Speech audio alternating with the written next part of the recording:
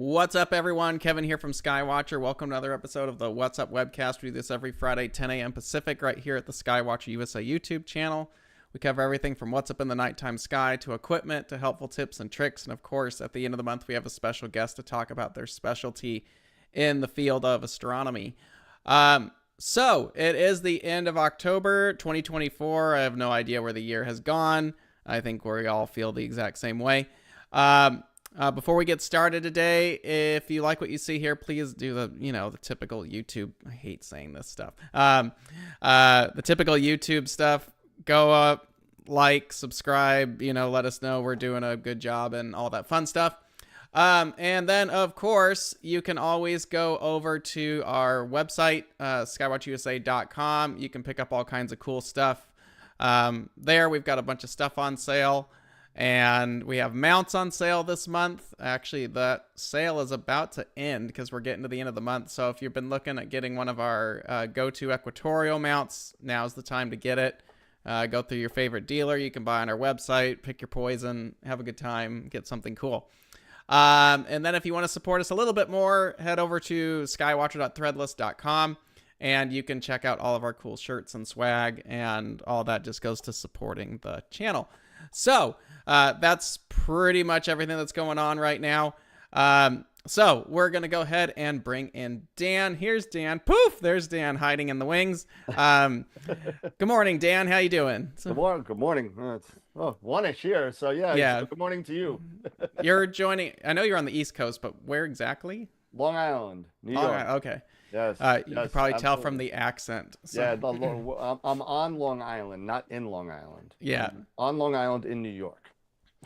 Well, I appreciate you being on. We've known Dan for a long time, and we usually see him at NEAF. We got to see him at Starfest, which was actually very nice this year. But I'm going to hand it to Dan here really quick. Dan, I don't know if you want to give people I know there's people that are watching that know you. There's probably a lot of people that don't know you because that's just how the world works. How did you get started in astronomy, and what are you known for, basically? Because you've been around the industry for a long time. If you were to go to NEAF and step in to really get to know a lot of the key players at NEAF, Dan is in that bubble. So he's one of those people that everyone knows. But, if you're not in our little vendor bubble, I think sometimes people don't know everyone who's in the vendor bubble. Sure. Yeah. Well, I mean, when I first started, everyone in this kind of hobby, most people get into it kind of young. I got into it at 7 years old. So my uncle had this. I don't even know what type of telescope. I know it was a refractor. It didn't even have a diagonal on it. It was probably a 60 millimeter little dinky thing. I had to look through the back of it, and I had to lay on the ground because there's no diagonal on it. So it was just a straight through, kind of like a Galileo scope kind of thing. And so I saw Jupiter and Saturn for the first time from my uncle's backyard in Hicksville, New York, and that really kind of got me hooked. As I got older, I was 16, 17 years. A buddy of mine, name of Charlie Walsh, said, "Let's go buy you a telescope because you need a telescope." So I said, "All right, let me go buy a telescope." So I bought, I was 17, 18 years old. I had my job at McDonald's, just working, and I saved up a bunch of money. And the only place to go at that time in the 80s that I knew of was in Manhattan. So I went to Manhattan and I bought a telescope that was apparently too big for me, because as I'm trying to get it into a seat in the train on the LIR, I smacked this lady in the head with the telescope, and from there, got yelled at. It was all cool. Charlie had a great time laughing at me, but that was an 8-inch Schmidt I was carrying like this, So what was fun, and from there on, it just went on to a LX200 GPS, all the way up to an 18-inch Obsession that I have now, and mostly now I do astrophotography mostly. The light pollution in Long Island is not very conducive to to visual. So so that's pretty much what I've been doing now, and it evolved into Astroworld TV and Astroworld telescopes. Nice. Now you've, as I said earlier, you've worked in the industry for a few decades now before you started Astroworld, correct? Not a few decades, but at least one, maybe a little bit more. It started off working for Camera Concepts with Jeff over in Camera Concepts. One day, it turned out to be NEAF only. I need your help during NEAF, and that was that. If you count in those NEAF days, then yeah, you're talking maybe 2 decades. But I sat there and worked with Jeff over there, and Jeff's great guy, love him. He's like my surrogate dad. I sat there and I worked there for one weekend a year, and that was it. That turned into one day a week. That was every Thursday on my day off of my other job. So I was doing that one day a week and helping build the astrophotography section of Camera Concepts a little more. And then moving forward, I decided to spread my wings a little bit. No, and that's a big jump. And for anybody who's actually been to NEAF, during its heyday, which was before COVID hit, COVID threw a wrench in everything, Yeah. obviously. Yep. But when NEAF was really firing on all cylinders, probably a decade Yep. ago, I would say, if you're working a weekend at NEAF, you basically did like 6 months in a telescope shop Oh, in it's 2 days. crazy. Yeah. Especially if you're in the bigger, like Camera Concepts booth at times was massive, and it Yeah. still is. Yeah. So by telescope standards, it's massive. Yeah, So, it's crazy. And you feel like if you're working NEAF, you feel like you were hit by a Mack truck by the time Sunday comes around. oh You God, just yeah. want to pass out. Well, actually, this year it's going to be Tuesday if you stay for NEAC. But Yeah. but by the time Sunday comes around, you are a complete disaster. My favorite thing at NEAF is when people come up to you at the like afterwards when you're just hanging out and they're like, "Well, I have a question." It's like, I can't even talk. Like I have been talking for hours, and I love talking shop. But when you're done with NEAF, it's like, I don't want to touch a telescope. I don't want Nope. to look through a telescope. I Nope. don't even want to talk about astronomy at this point because Nope. you just got ran into the ground. But NEAF is so much fun because you get to see everybody too. So Yeah. it's cool to meet and see all the, the public and stuff. But a lot of vendors, I think for us, it's the big, I'm letting you guys in on behind the scenes stuff. The big thing for a lot of vendors is we get to see our friends that a lot of Yeah. times we only get to see there because even some of them are across the pond or in other countries. We just don't get to see them that much. And for the record, there's a lot of people that have called up before in tech support where it's like, well, I'm going to go buy a Stellar View instead, or I'm going to go buy a Teleview. We're all friends. So if you're going to, I'm going to go buy this. Well, tell Okay. Vic I said hi because Yeah, I haven't talked to him in exactly. about a week. So as long as you're in the hobby and if our stuff doesn't work for you, there's someone's stuff is going to. There's a lot of really good Absolutely. people in the hobby. So anyway, NEAF is insane if Yeah. you're working the show. Yep.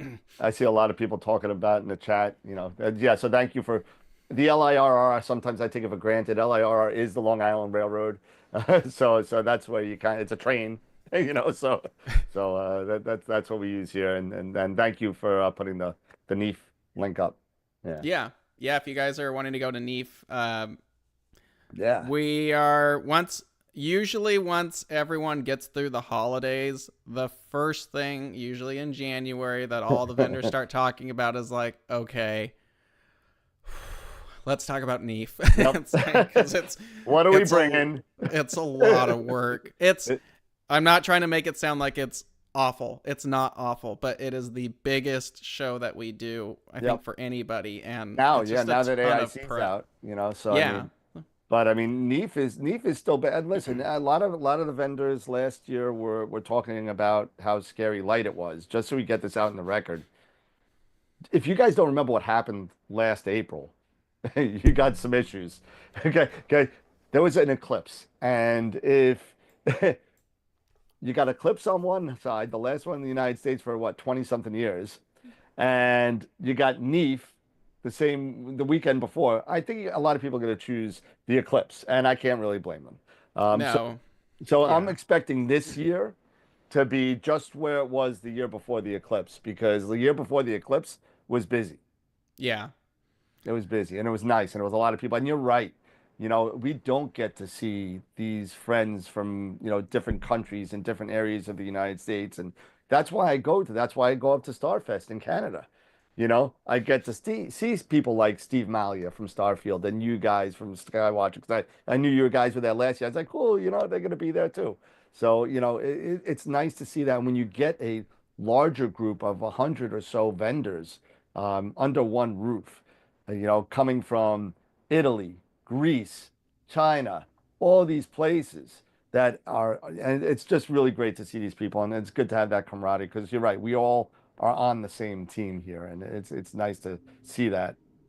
Yeah, there's a lot of competition in the astronomy world because it's such a small Mhm. table in comparison to other industries. But I think a lot public facing, there's this sense of we're all trying to like shoot each other down. And to me, it's more like a family playing Monopoly or something Yeah, like that, exactly. where it's like, Exactly. I'm going to get upset with my brother because he beat me. But at the end of the day, I think we all feel I just want the hobby to grow and I want more people to get into this. And there's something for everybody. So if someone's like, well, I don't like your stuff, I'm going to do this. It's like, that's not really a dig. I think you'll be fine Yeah. with, it's like, well, I'm going to go buy a Los Mondi.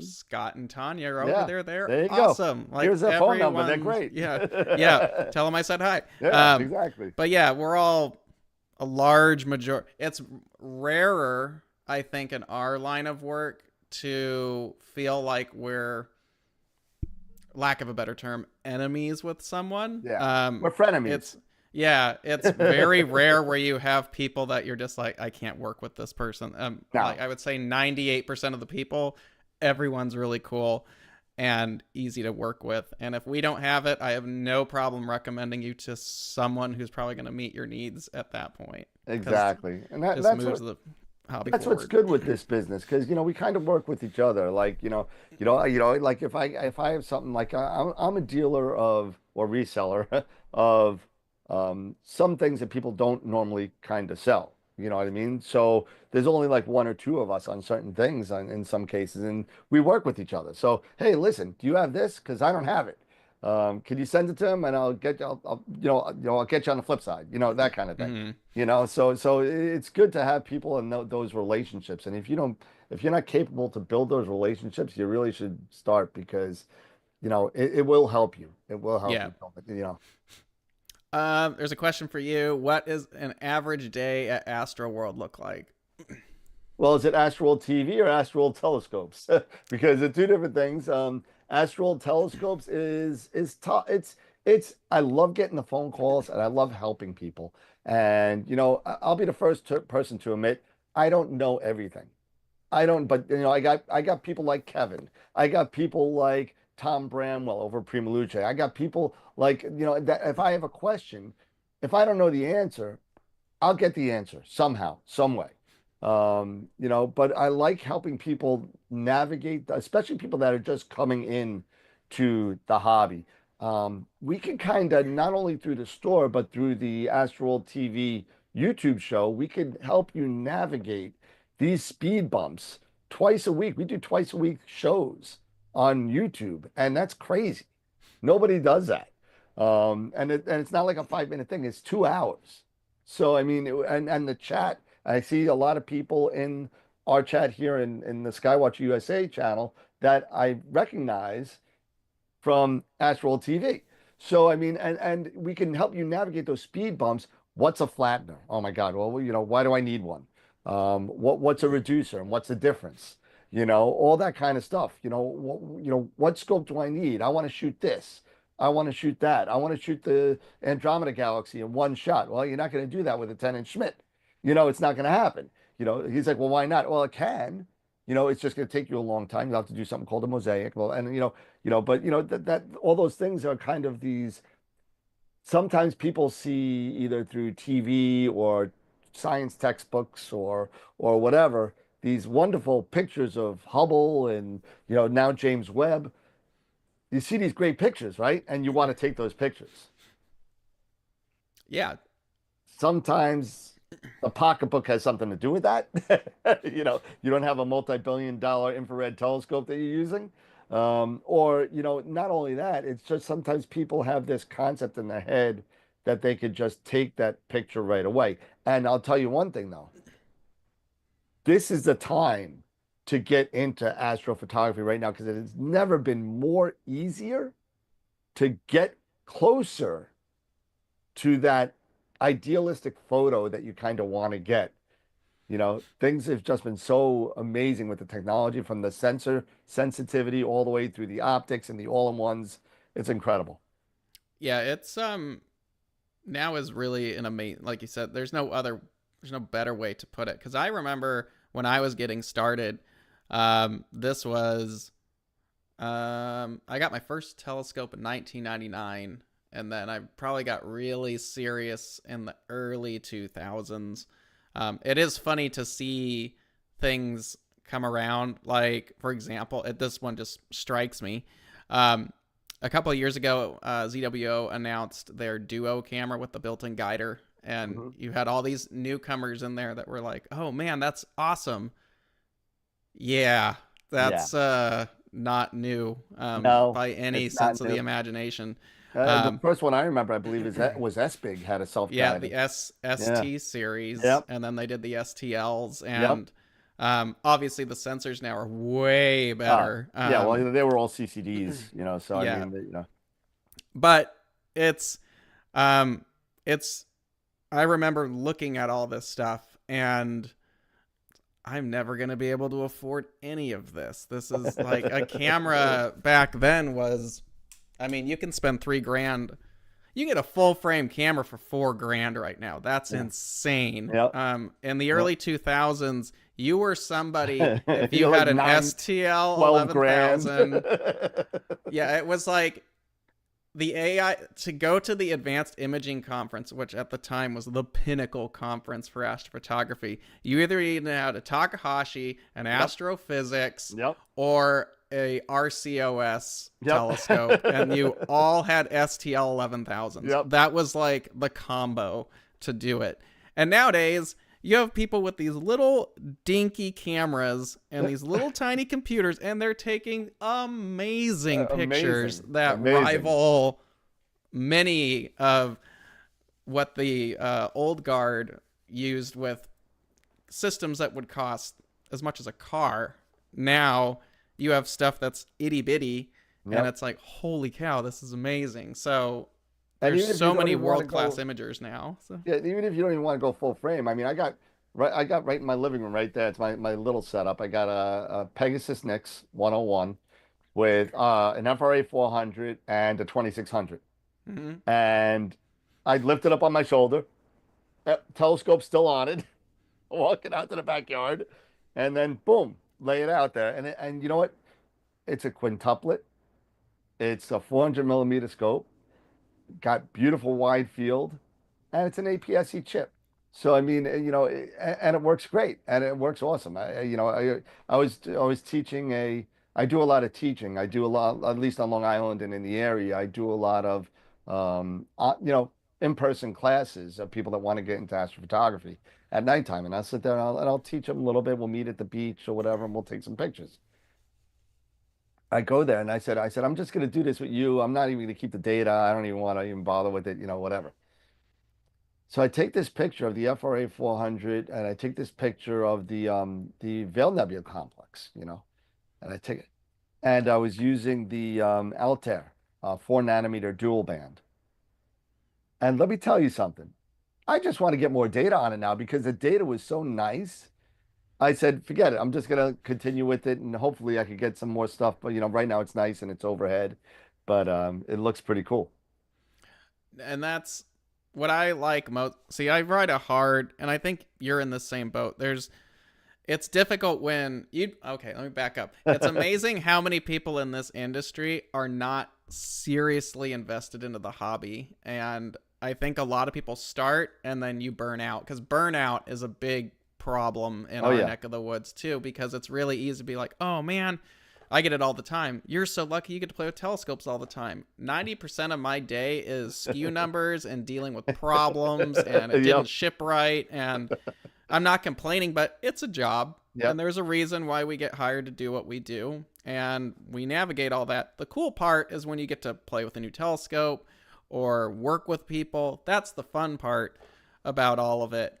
But it's work at the end of the day. So, but I love what we do. I know you love what you do as well. I wouldn't trade it for anything, but it's not always telescopes. It is telescopes all the time, but it's not always the fun part, especially when you're trying to diagnose a problem.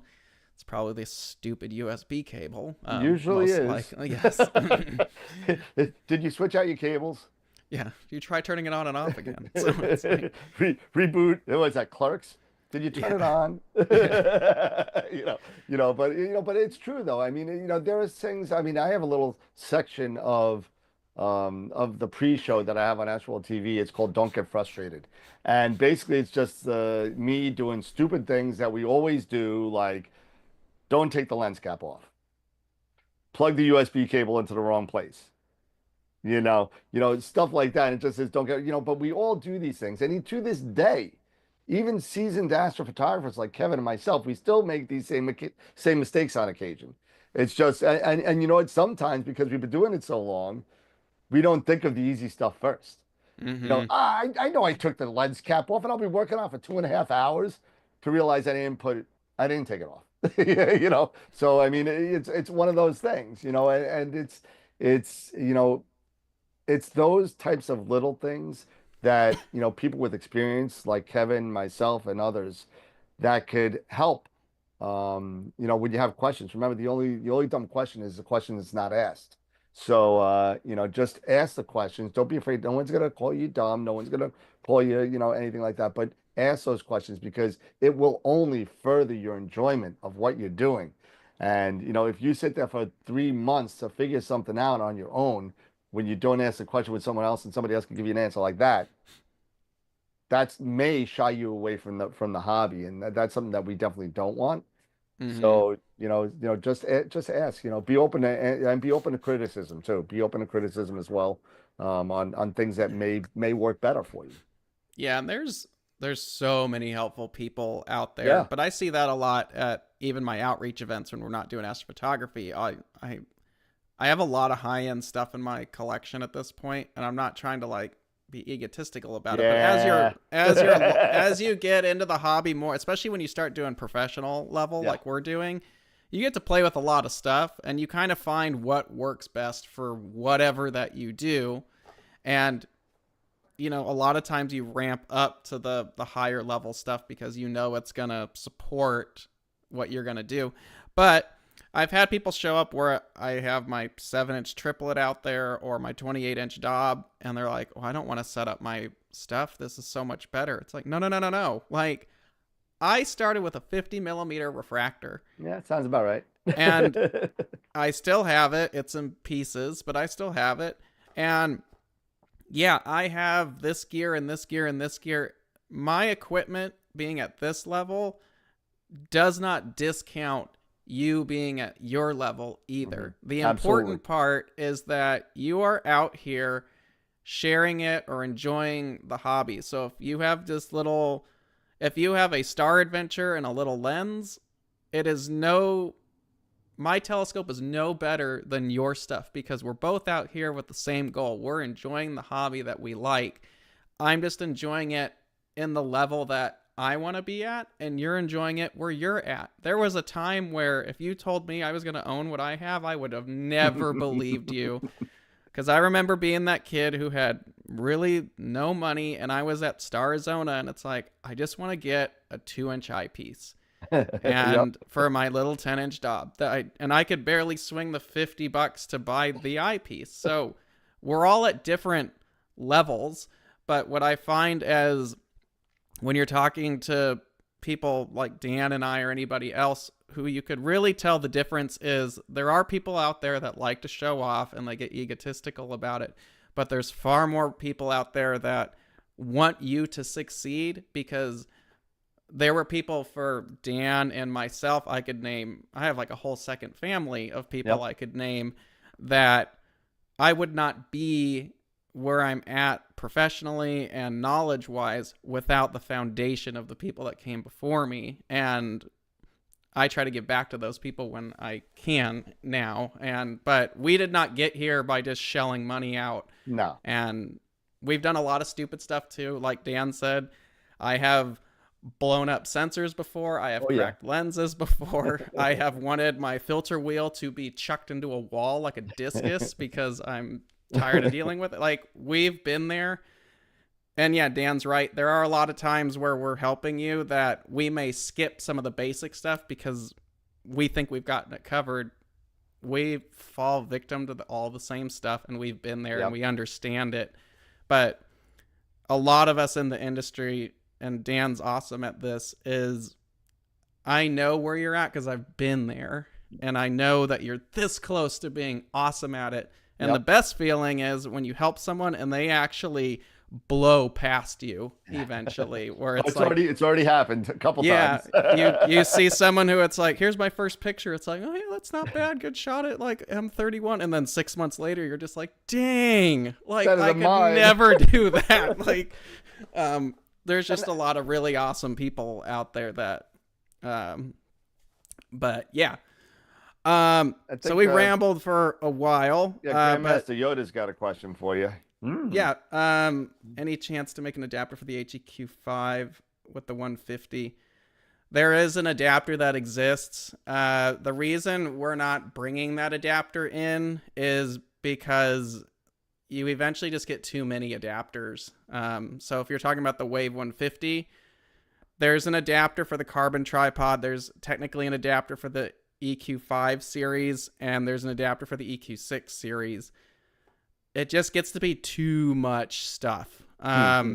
So we figured the carbon one, and then we'll have the steel tripod for the EQ6, which is actually a more substantial tripod than the 5 is anyway. So you'd be happier, honestly, after testing it with the 5 mounts. So hopefully that answers your question. So Dan, you started Astroworld during COVID. Yeah. Or right at which I remember March of 2020 when COVID happened. Yep. We were all in a meeting. It's like, we're done. Like, no one's going to buy anything. People are getting sent home. Yeah, it's like, we're finished. Like, the industry is, I was worried.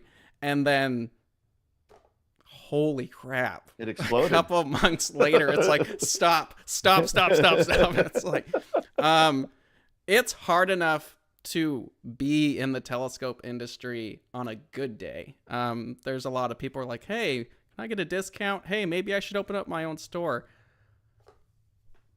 Good freaking luck. So maybe you could tell people, because you were planning to make the jump and then the whole world just exploded. So I didn't know if you could kind of tell what it's like to actually open up your own shop, but then what is it like to open it up in the worst and best possible time to do it? So.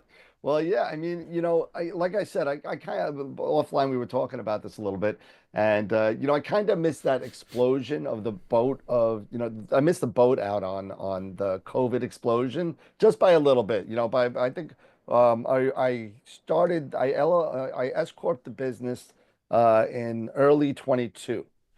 But just a little bit over almost 3 years now, and I think that really kind of gave me an opportunity because everyone really didn't care how long they got it, just as long as they got it. They said, oh, 9 months, no problem. I understand, supply chain, all that. So that allowed me, and that really helped me a lot because it allowed me to get orders in, pay for the orders in a fashion which made me able to grow at my pace. So I didn't have to all of a sudden get, Skywatcher and Move Shoot Move and Explore Scientific and Prima Luce and Chroma and all these people all at once. Because to get started, and don't be under any illusions, to take start, it's got you know what they say, you got to have money to make money. It's the same Mm-hmm. thing in telescope thing. So don't think you're just going to all of a sudden go and become a reseller for anybody, because they do want you to have a certain amount in stock, just so you could, have a good turnaround and not wait for months and months and months. But you're going to have to kind of make that kind of deal as you go.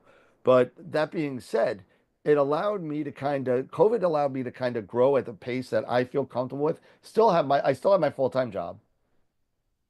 I can't, I'm not at the point yet where I could just say, I'm just going to do Astroworld right now. It's doing well.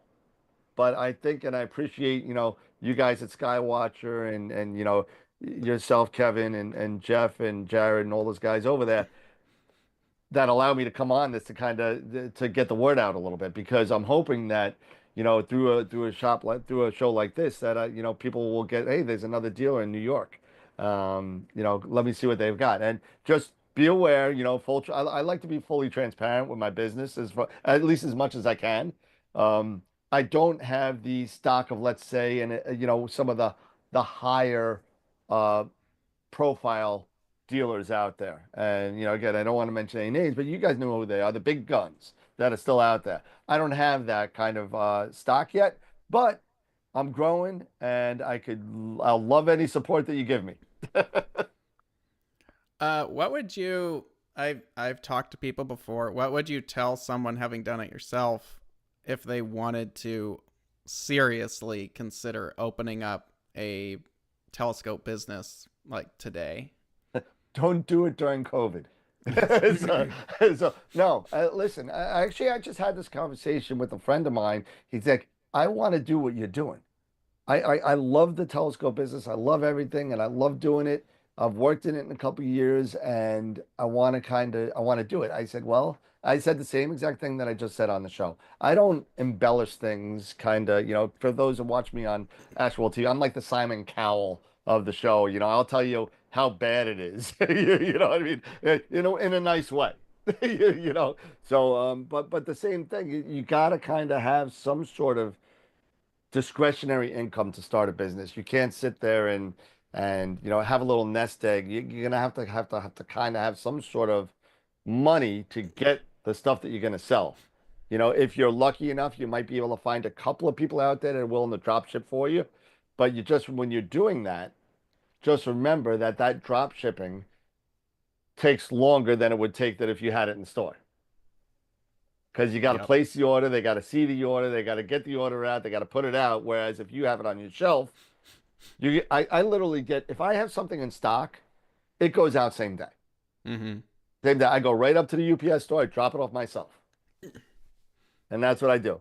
And that's one of the things that kind of, if you take a look through the Astroworld Telescope's website, through some of the reviews that I've been getting, the speed of what I have has been very, very good. Yeah. Player One stuff, Wanderer Astro stuff, all the stuff that I keep in stock, Pegasus, Skywatcher, all the stuff that you guys kind of help me with is great. So I mean, Skywatcher absorbed mead. I just saw, but Not not happening. not touching that Yeah, at all. yeah, not going there. No. So I do. I See would I'm would sorry. let people know. Oh, sorry, Dan. No, go. It's okay. I would let people know that if you're planning on starting a telescope business, we get a lot of requests. This is just from our perspective as a major manufacturer. We get a lot of people who want to start a business and they just want to do drop shipping. Yeah. And what that tells a large company is you're not serious. Yeah. You're not willing to invest your own money into it. You're just kind of looking for that passive income approach, and Yeah. that is not how it works. If you want to be a player, then be a player. But you got to put your chips in and do it. And it's scary to do it because some of these companies, you're talking $5,000-$10,000 initial buy-ins for some of that stuff. Usually 10. Yeah. Yeah, it's a lot, and then you got to stock it, and then your money's sitting there. But if you play your cards right, like Dan did, you have to start. Dan had a little bit of a head start because he knew people, which is. Yeah, I but did. But that being said, if you want to start a telescope business, you need to go to like NEAF. You need to Yep. walk the floor. You introduce yourself and Yep. you make those face-to-face connections. And it does a lot better, but it requires work and it requires you to spend your money. But I'm just letting you know, because we get it all the time. Hey, I want to be a dealer. I want to do Yep. drop ship. Yeah, good for you. So does everyone else. Yep. You got to put some skin in the game. And if you get Absolutely. big enough and they know that you're good for it and you're willing to stock, then doors open to where maybe you could drop ship larger items, and maybe you don't have to inventory them. But on the initials, You gotta you gotta buy. invest. Yeah, and you know what? And what also helps is that, and I'm sure you'll jump in on this too. But what helps is sometimes um, when you kind of talk to people, make some phone calls, and you want to buy something, sometimes you're not talking to somebody that has a practical experience of actually being an astrophotographer or a visual astronomer. That they don't have that. I have built my reputation to the point where I am an astronaut. I mean, I got a rig in the back. I got a pier in my backyard. I don't even know how much of my I mean, this is my somebody just asked what's my favorite rig. Well, this is something that I'm putting together now. This is my next project here. So I I love mean, that you just have an Edge HD like hidden between well, your this, legs this somewhere. is my personal one. Yeah. This is mine. But I mean that, and then I got, this I got. I'll show it to you. I mean, I love doing this stuff. I mean, this is my next thing. Hopefully, I don't drop it. Um, Oh, cool. Carbon Star. So, that's my next thing. With that's a test camera. It's going to be a Poseidon camera, but that's going to go down to um, SFRO at Starfront.Space, Bray Falls's place. mm-hmm. And I mean, those are the things that I've been working on my own personal level. But it helps to have that hands-on experience. It's super important because when somebody asks you a question, and it's okay not to know things, but it's not okay to fake it, let's say. Oh yeah. You know, say something just to make you seem a little super smart, and it's totally wrong. So, and that's something that you won't get from me. If I don't know something, I'll tell you. I said, I don't know. I'll find out though. Give me a day. Yeah. I've Give me a had day. that's been a conversations with my kids lately where it's like if Yeah. you don't know the answer, don't just throw an answer out there because odds are someone around you's gonna know, and it's Yep. even worse when you get called out. I have had a couple people call us up. I have no idea why they thought it would be a good idea, but there are people who don't really know astronomy. If you don't know what you're about to invest in, dude, you better just get out, hit the eject button and leave because A in hole is our big. world, yeah, in the astronomy world, you'll get called out Oh yeah. quick if you Oh don't yeah. know what you're talking about. And I've had one or two dealers, I can't even name who they are. I don't know if they're still around that have started up and the person starting it knew very little. Yeah. It's like, why out of everything that you could have picked, why this? It's like, well, I'm interested in it. Okay. Right. Well, then maybe take some time and get into it before you start taking people's money because when you do that transaction, there is a level of expectation that you Yep. know what you're talking about. And Dan's cool like that because he's in the trench. He's done it. So, Still doing it. yeah, Yeah. But we're all still doing it. But yeah, yeah. it's not an easy business to work No, in. it's not. And it's a very specific business. And there are some people out there that just blow me away as far as knowledge is concerned. They're talking wave ratios and Strel and all this kind of stuff. And I'm like, listen, it takes good pictures. Yeah. It's fine. Don't worry about it. It's gonna be good. You're gonna be happy with this. Just tell me what your budget is, but I won't sell you something that you're not gonna need.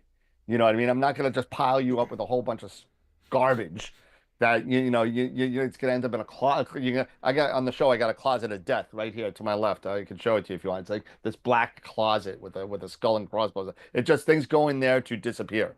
Yep. I tried putting my dog in there, but he found his way out. I did see a question from I think from Cameron. Oh, Uh, well, there's what? I saw a Cameron was couple of questions asking, there. what are your favorite 3 rigs that you use most often? Oh wow. Well, my favorite mobile one right now is the one that I just spoke about, the Nix with the FRA 400 and the 2600 MC with a dual band filter. I mean, if you're not using a dual band filter, I mean, I literally just use like an Altair Tri-RGB for light pollution, and that's it. Because New York is a disaster. Bortle 8, 9 skies, it's crazy. So I'm kind of relegated to narrowband for the most part. Mm-hmm. And I take all these pictures that you see behind me, even this one. I think where's I don't know. Oh, California Nebula. No, is it? Oh, that one's California. I thought it was Yeah. yeah, I thought it was the Horsehead Nebula. I was making sure when it comes around.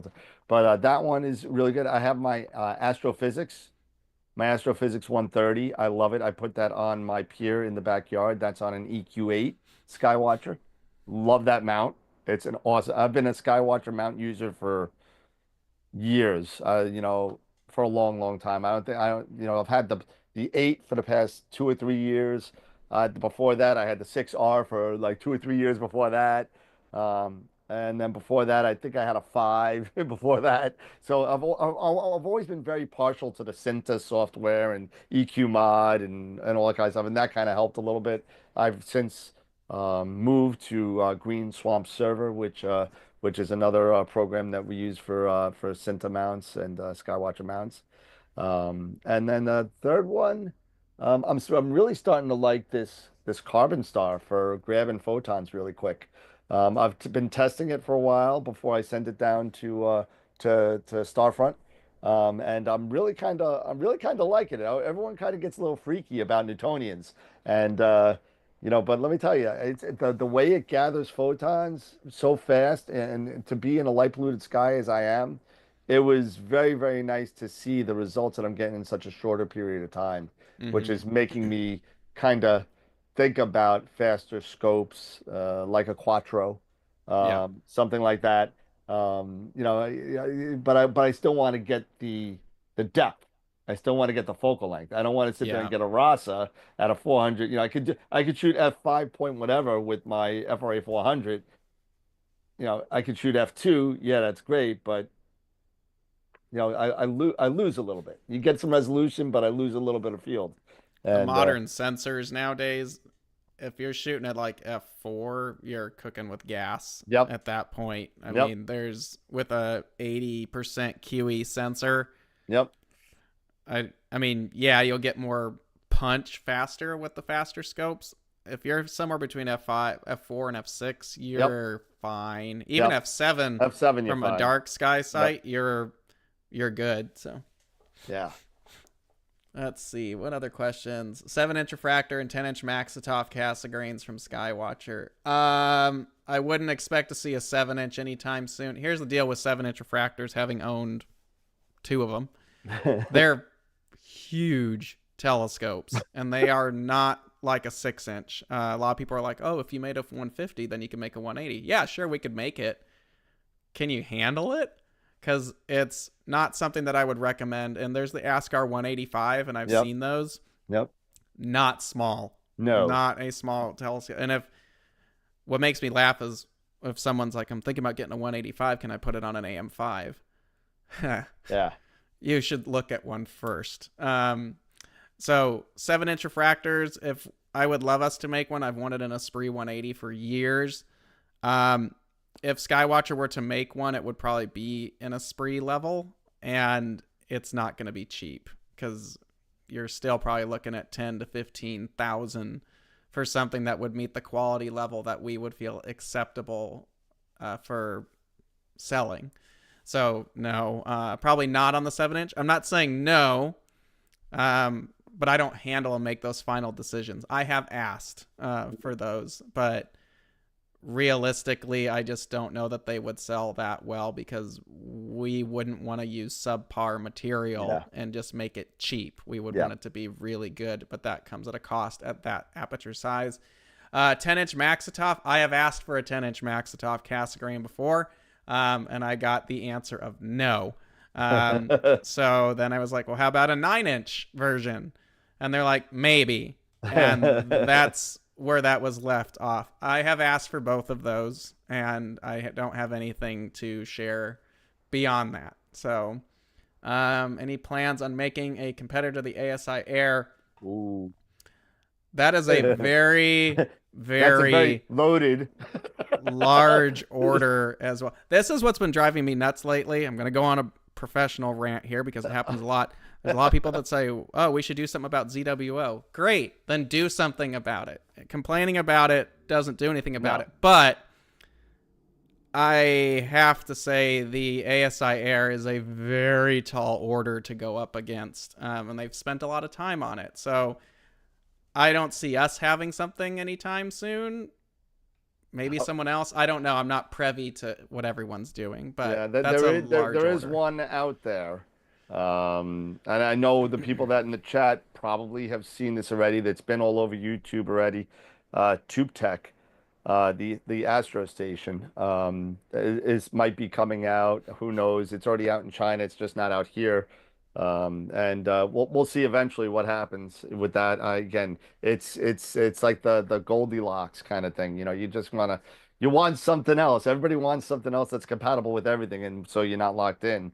But Yeah. you know, I mean, there has been other companies that have had tryouts with these types of indie devices that are able to accept other peripherals and other cameras other than ZWO. But we'll see. We'll see. Hopefully, we'll see something by either, the end of the fourth or the first quarter. Maybe we'll see a little something. Yeah, it's way easier to say it than it is to do it. Yeah, And it's we have not a easy. couple, especially ZWO is able to do it because they're only using their stuff. Yes, It's a exactly. lot easier when you just have an ecosystem to work with. Yep. It's way different when you need to start reaching out to companies being like, I need a driver. And then they're Yep. like, I don't know if I want to work with you because I think you're going to take my information. And Yep. Yep. it gets difficult to do that. And that's just the bare understanding that I have from it. But someone will probably do it. Yep. I will say publicly right now, if ZW ever decides to unlock the ASIair's compatibility, Yeah. good No. luck to Yeah. anybody else Yeah. out there. Exactly. So, Yeah. It's crazy. but yeah, that's a whole nother conversation. Yep. Any Skywatcher mounts compatible with Celestron OTAs? Sure, as long as it has the matching dovetail. I mean, there's Absolutely. only two major dovetails. Yeah. There's V and Vixen D's. and Lesmondi. Yeah. That's it. Yeah, so yeah, they're all compatible as long as Yeah. it has the right plate. Absolutely. There's a lot of questions this morning. That's good. In your experience, what telescope performs well in our light polluted Ooh. Northeast? Oh, this is up for you. I Oh, don't observe in the Northeast. I oh, couldn't tell you man. anything about it. So I have given up on visual, but that being said, for visual, I would tell you probably a nice 10-inch Dob would probably be nice. That's your biggest bang for your buck in the Northeast. Something that's going to grab these things, which has a larger aperture that you can kind of cut through a little bit on the light pollution. You're definitely going to want to have something with that. Even with my 18-inch obsession that I have, and that's f I think 4.5 or 4.2. Um, it's a beast, and I see awesome stuff. Planetary is great. I mean, I was able to pull out the F ring on Saturn from New York. I was able to see the barges on Jupiter from New York. But then again, we're not talking about brighter things. We're talking about dimmer things, right? Galaxies and stuff like that. I'll tell you this, with my 18-inch, I was able to see G1 and G2 in the Andromeda Galaxy oh, with it. nice. So I was able to see that and confirmed it's not like the hole in one that nobody ever saw, Mm-hmm. but I was able to catch these things just because of the aperture.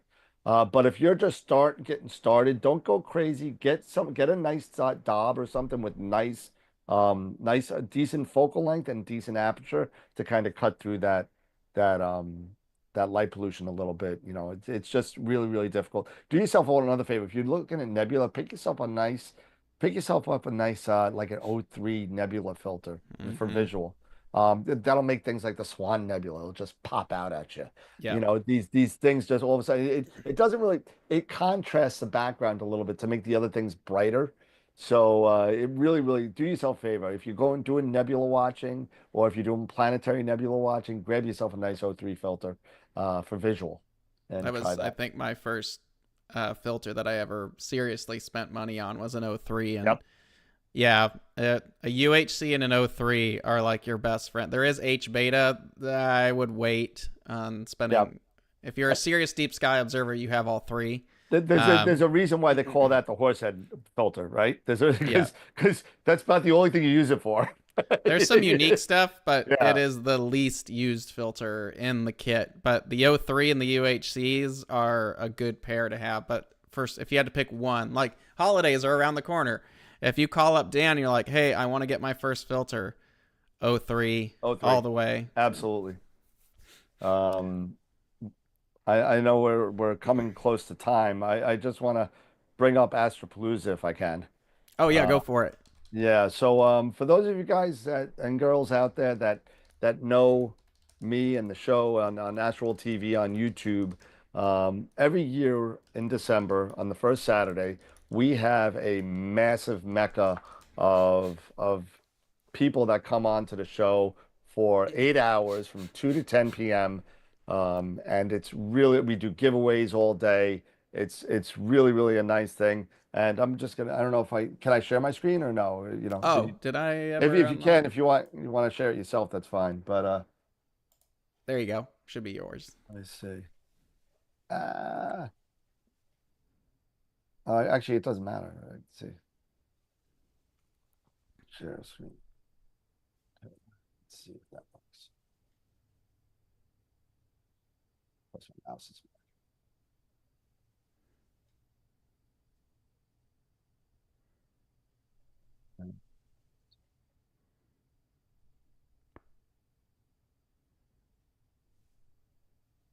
There we go. Okay, cool. Sorry about that. There we go. So, AstroPalooza is a thing that we do every year. Like I said, if you want to go to the website, you can go to astroweb.com. You just click on the AstroPalooza site. Let me get this out of here. There we go. So AstroPalooza 3, and look at the people that we got coming on. Trevor Jones is coming back for his second time with us. Masters of Pix Insight, three-time offender. Sean Nielsen from Visible Dark. Simon Tang. Simon. Yep. Simon, yep, Simon's coming on. That's a placeholder for somebody to be named later.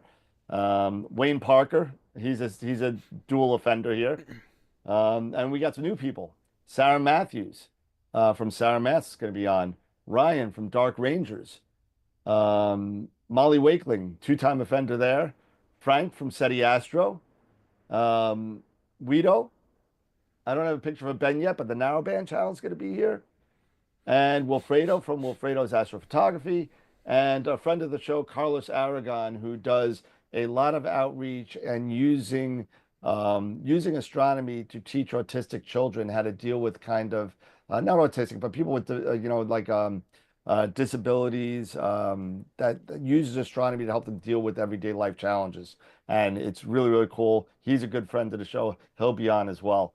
And we do that every year. This is our third year. And this one's going to be December 7th, 2024. Me, Eric, and Dave will be hosting it. And it's going to be a lot of fun. It's going to be a lot of fun. Yeah, so definitely mark your calendars for that one and check it out. There's a lot of work that goes into even a virtual conference like that. So go over and support Dan and the crew over there because we've done one of them before and it's a tremendous amount of work to navigate that and just produce something.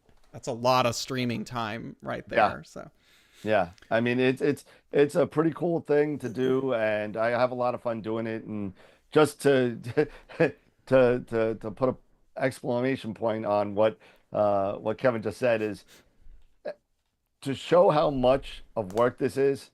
I end up every Astropalooza on camera with a shot of whiskey. That's how bad it is, and it's so long. yeah, It's 8 hours is a long time to yeah. be active. So Well, we originally started it because NEAF was kind of in its kind of we didn't know if it was questionable phase. coming or not coming again or whatever. And that was the first time we did this was 2021, and it's a lot of fun. We had so much fun the first time, We said, let's do it again. And now we're doing it again. And it's going to be pretty cool. Let's see. There's a couple more questions Yeah. here. Had Skywatcher considered large Schmidt-Cassegrains? No. Celestron is very good at Schmidts, and you have to have certain polishing technology to do Schmidt correctors. And if you want one, you can go over there. There are other designs out there that are quite interesting that are actually easier to manufacture when we're talking big. Making a big lens or a big Schmidt corrector is a lot of work. Yeah. And yeah, no, we haven't. No. But that doesn't mean we haven't considered large Cassegrains, though. But nothing I can really divulge anything on. Yeah. I don't even have anything in my hands to test at this point. Yeah, that's cool. Any plans for Skywatcher solar scopes to go with the Solar Quest? Yes. Yes, there is. Yes, we have. There's something in the works that you guys will probably be privy to very soon. Dan has already seen it. Yeah, I was actually one of the people that was. I didn't get a chance to. Actually, no, I did get a chance to look through it at Starfest. Yeah, that was the And prototype. I won't divulge anything. I don't want to say anything, but you know what? That's we publicly showed a sample of something up in Canada. Now, Dan, we have a production version here that's phenomenal. Nice. So it was phenomenal there. Yeah, this one's better. So, oh my God. So yeah, there's something coming. You will probably hear about it here in the next few weeks. I need to wait for a couple little things to fall into place before we can green light it. But yeah, there's some fun stuff we've been working on. I'll tell you, it's sweet and it's worth every penny. So, stay tuned. You're about to be introduced to a new family in the Skywatcher line. So excited. But yeah. Let's get a 4-inch Newtonian for photo. Yeah. 4-inch is getting tiny. Yeah. We've got some other stuff in the works. It's not a Newtonian though, but it's small. So nice. Okay. I don't see anything else floating around. Yeah, if you want to know more about H-beta filters, there's lists out there. Actually, H-beta works on a lot of different stuff. The Orion Nebula looks really cool with H-beta. It does look cool. Yeah. You get like this back portion of the nebula to pop out more. California, anything emission will work with H-beta. It's just a very different look than it's a total different look. Yeah, very, very, very different. And literally, I have the who is it made by? Lumicon. I have the Lumicon version of it, and they literally name it H-beta, the Horsehead Nebula filter. Yeah, and and because it really is, when you look at it with that, and like I looked at it with my 18-inch obsession from Cherry Springs, and I was like, whoa. Yeah. This is cool. It's still hard to do, even in like a 15 to 18. It's still. You can still see it. You can still see it. Well, you got to remember when I saw it. Cherry Springs was probably a Bortle 2. Now it's a Bortle 3. So, so yeah, it doesn't help when we're losing the night. I know it's horrible. It's such a travesty. All right, everyone, that was our hour. Thanks for hanging out with us, Dan. It was so awesome to hang out with you. Yeah, this you morning. too, man. If you guys want to know more, you can head over to Dan's website. It's, what is it? Astroworld? Astroworld Telescopes. There you go. And then if you want to know more about AstroPalooza, I believe all that information is up there as well. Yep. So put that on your calendars for December 7th. Other than that, I hope you guys have a great weekend. It's going to be fairly dark. We're pushing just past third quarter. Yep. So you should be able to get some good stuff. The comet's still visible, especially if you got cameras. The lower you are, the better. Yeah. Yes. So, thanks for hanging out with us. Dan, thank you very much. Certainly appreciate it. So. No, thanks for the opportunity, Kevin. I appreciate being on. Absolutely. I'm going to make this... hold on just a sec. Let me ask the powers that be. Uh-oh. I should have asked this earlier. I need to double check on. We have something we've been working on, and it's got to be set up. Okay, I can talk about it. Next month, we haven't told anybody this publicly. This is our 4th year doing the What's Up Webcast, and every year we're trying to bring cool guests on. Next month is November. we don't have a guest. Oh, we do have a guest, but they're middle of the week, but we don't cap it at the end like we do with, just because of the holiday, Thanksgiving. So we wanted to wrap this year up with someone really special, and thanks to a couple of the contacts that we've had in the past, we'll be joined at the end of the year by Anne Druin.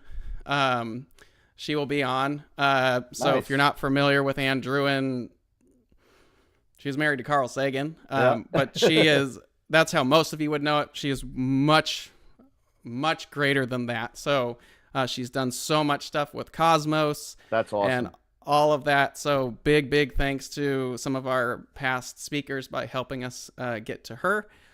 It's going to be a pre-recorded episode. So if you have questions for Anne, you need to get those in before the first week of December, and you can email that to info@skywatchusa.com. But due to scheduling, we pre-record it. We weren't able to do it live.